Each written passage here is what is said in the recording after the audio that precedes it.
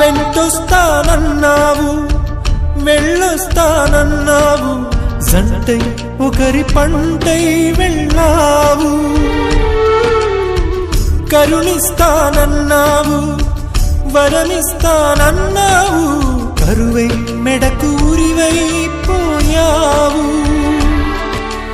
దేవతలోనూ ద్రోహం ఉందని తేలిపావు, దీపం కూడా దహిస్తుందని తేల్చావు. ఎవరిని నమ్మాలి నన్ను తప్ప, ఎవరిని నిందించాలి నిన్ను తప్ప.